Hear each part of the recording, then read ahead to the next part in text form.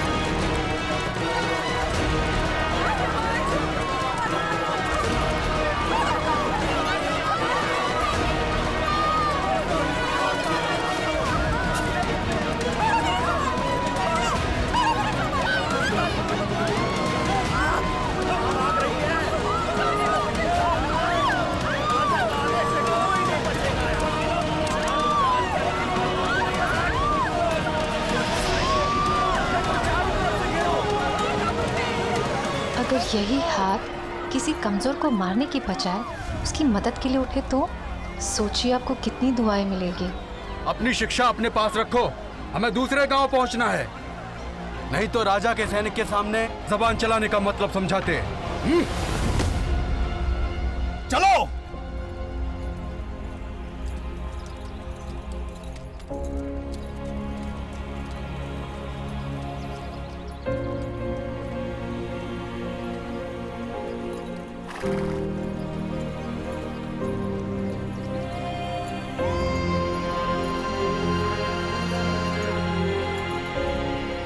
तुम ठीक हो? मेरी, ये लोग हम पे अत्याचार क्यों करते हैं? ईश्वर पर यकीन रखो, एक दिन उसका बेटा आएगा और हम सबको हर कष्ट से मुक्त कराएगा। मुझे नहीं पता था कि ईश्वर की इस महान लीला में मैं और तुम्हारे पिता जोसेफ इतनी बड़ी भूमिका निभाने वाले हैं। तुम्हारे पिता भी मेरे जीवन में ईश्वर का आशीर्वाद बनकर आए थे, तुम्हारे जन्म का भागी बनने। और पहली मुलाकात में ही ये बात हम दोनों को समझ में आ गई थी, इसलिए रिश्ता तय होते ही सबसे पहले मैंने ईश्वर को धन्यवाद दिया। आपने मेरे लिए जो भी सोचा है उसके लिए धन्यवाद।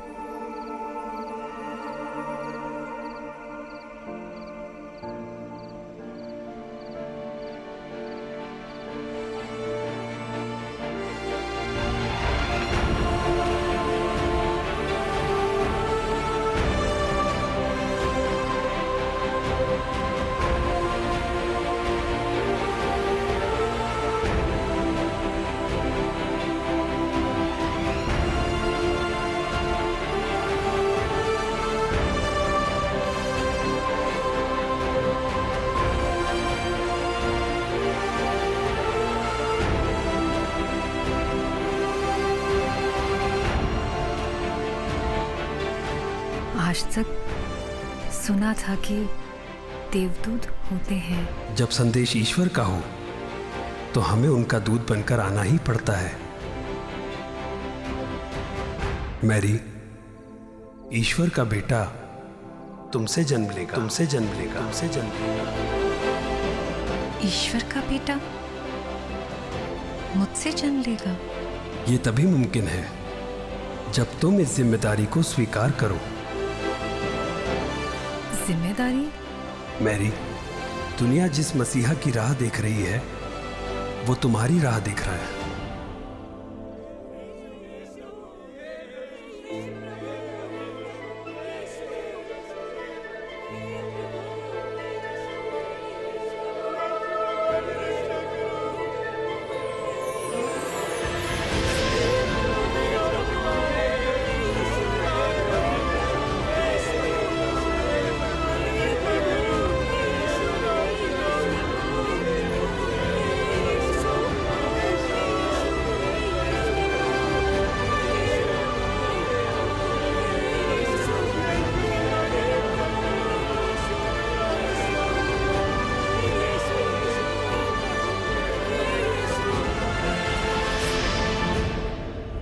ये क्या देखा मैंने?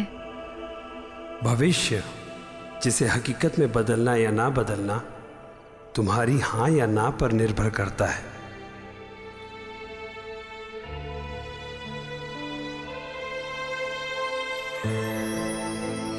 मेरे जीवन भर के पुण्यों का प्रसाद है ये। मुझे तो अपने भाग्य पर यकीन ही नहीं हो रहा। लेकिन ईश्वर की दी हुई जिम्मेदारी को निभाने में कई मुश्किलें आती हैं। ये तुम्हारे लिए आसान नहीं होगा मैरी।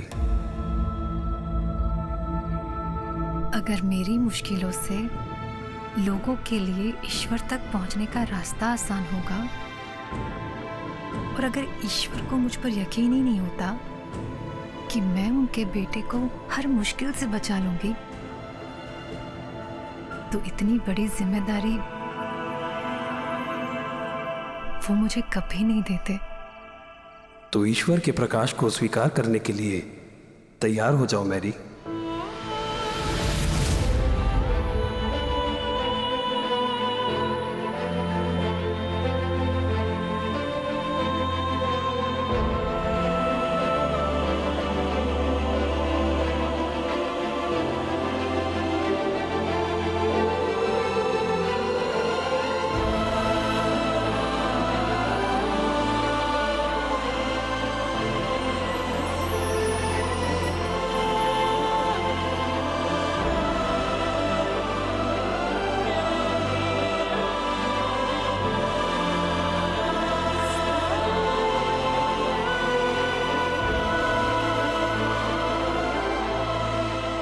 ईश्वर के प्रकाश के रूप में तुम मेरे गर्भ में आ चुके थे। मेरी नस नस में तुम्हारा सुख बहने लगा था। मेरी ममता तुम्हारे स्पर्श को तरसने लगी थी। एक ऐसी खुशी महसूस कर रही थी जिसका मुझे अनुमान ही नहीं था।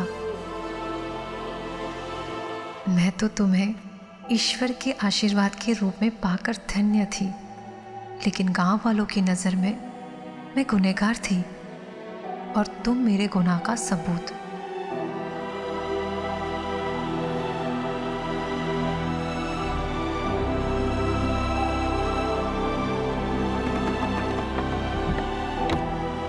अगर जोसेफ तक ये बात पहुंचती है कि तुम... माँ, जो भी होगा अच्छा ही होगा। लेकिन बेटा... ए ना, मेरी, जोसेफ आए आपसे बाहर मिलने के लिए।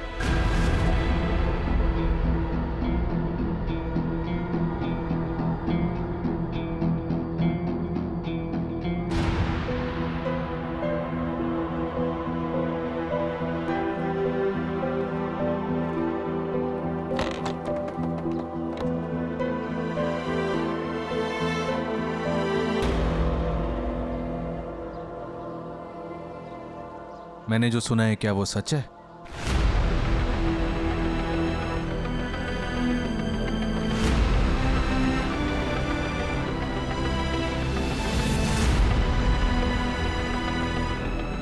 तो मेरा भी फैसला सुन लो आप लोग। मैरी, मैं आपसे शादी करना चाहता हूं, आज ही।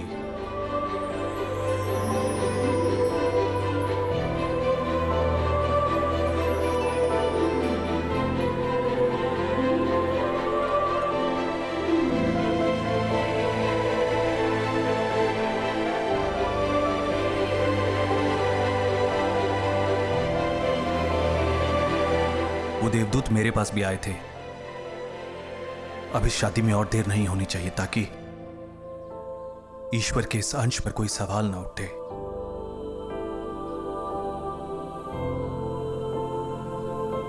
लेकिन उसके लिए हमें अपने बड़ों की अनुमति चाहिए।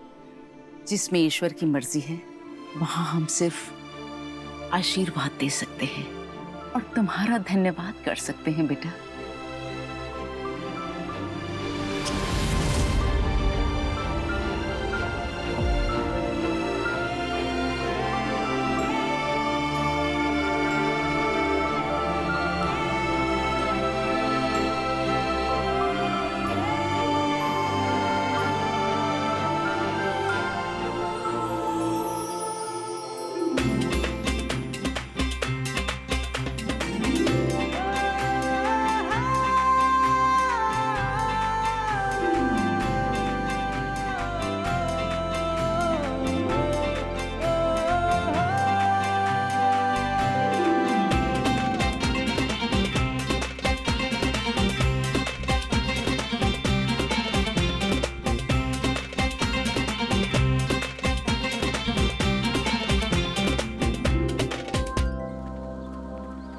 आइए आइए आइए।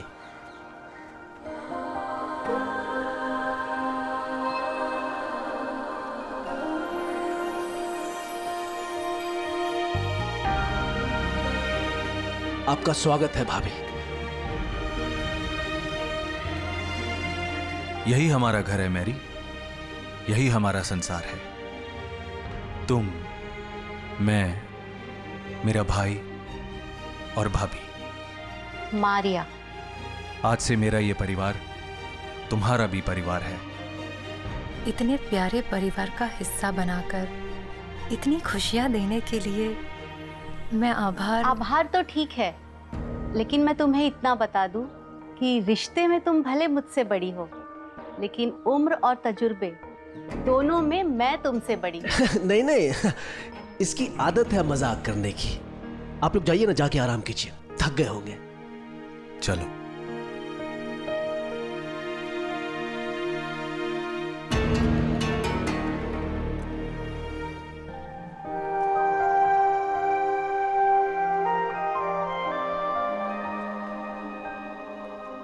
मैरी, हमारा घर भले ही छोटा हो, लेकिन हमारे जीवन में आने वाली सबसे बड़ी खुशी के लिए पूरी तरह से तैयार है।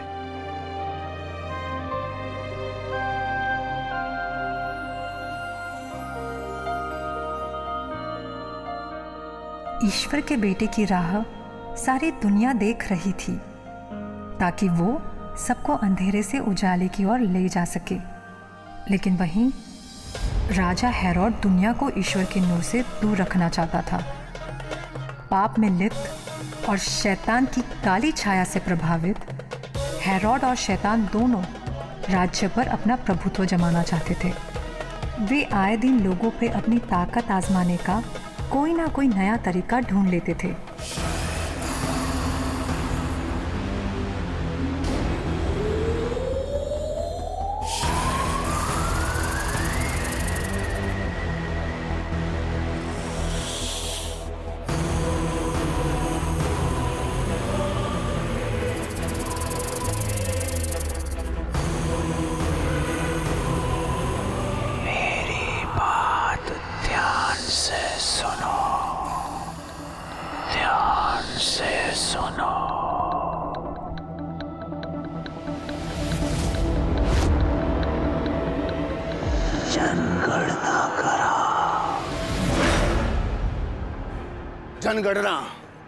जनगणना कराओ, जनगणना। मुझे अपने राज्य की आबादी की सही गिनती चाहिए और इस गिनती के लिए जो जहां पैदा हुआ उसे वही जाना पड़ेगा, ताकि मुझे पता रहे कौन कहां पैदा हुआ, कब पैदा हुआ और क्यों पैदा हुआ। जाओ। जी सम्राट। मुझे सब पता करना है, मुझे सब पता करना है, सब पता करना है। राजा हेरोड के आदेश के अनुसार हमें वहां जाना पड़ा जहां तुम्हारे पिता का जन्म हुआ था।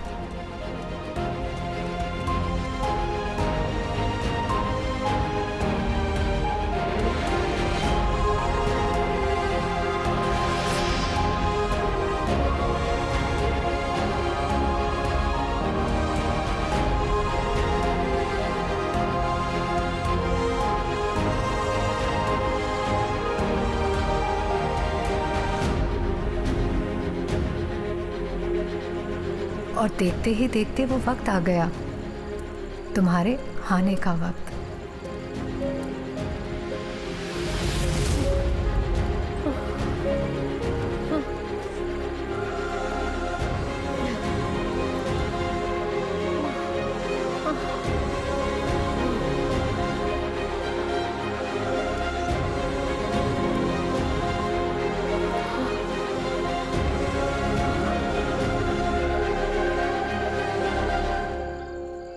आज की रात बिताने के लिए कोई जगह मिलेगी?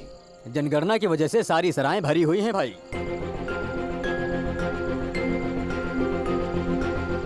थोड़ी जगह है?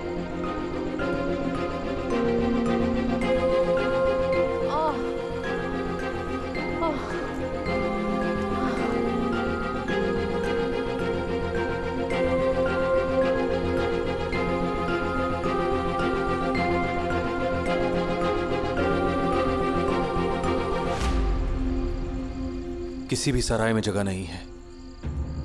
क्या करें?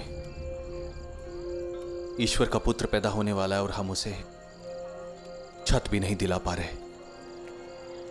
पूरा संसार ही जिसका घर है, हो सकता है ना वो अपनी मर्जी से जगह चुन रहा हो।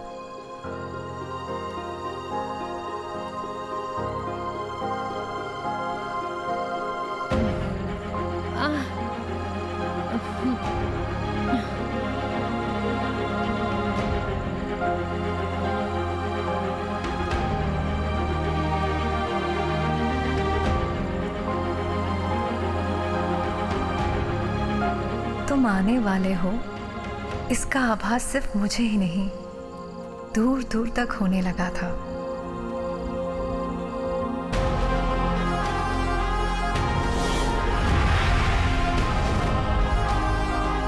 वो आने वाला है, मैं उसे देखना चाहता हूं। वो आ रहा है वो।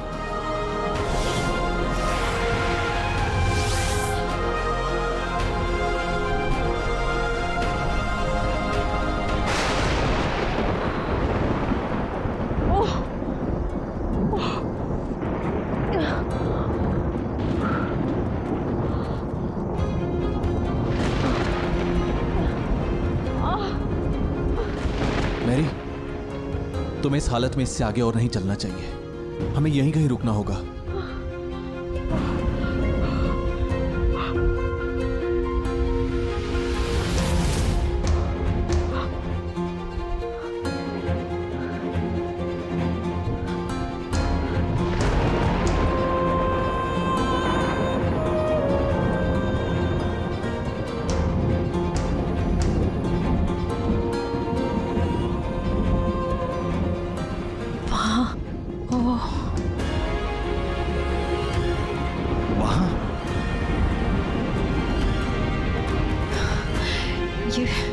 ये मेरी नहीं, इसकी इच्छा है। चलते हैं, चलो।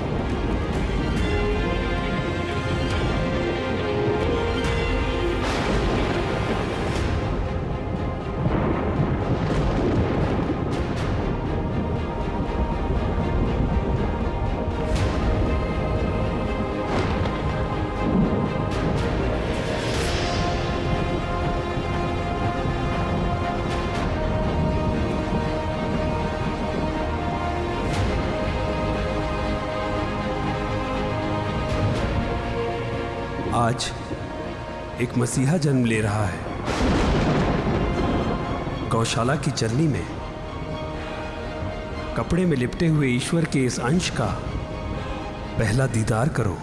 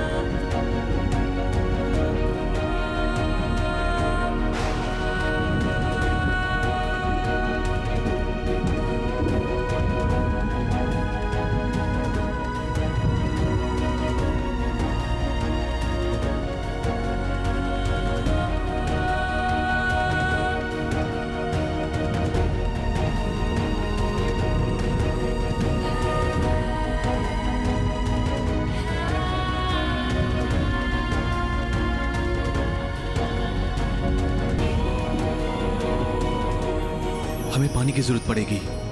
मैं जरा पानी लेकर आता हूं।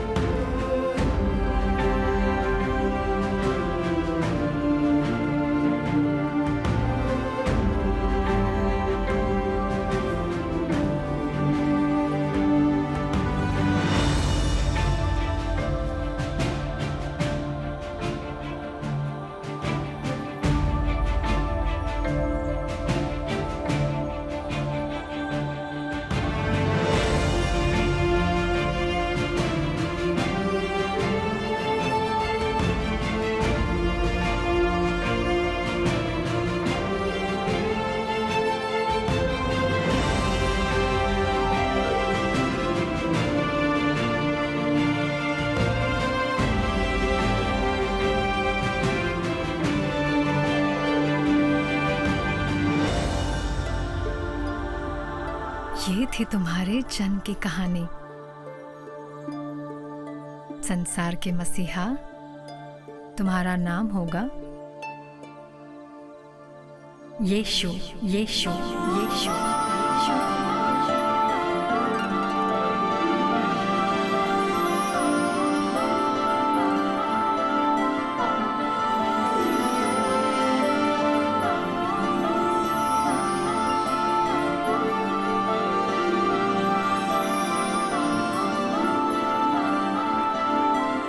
यीशु।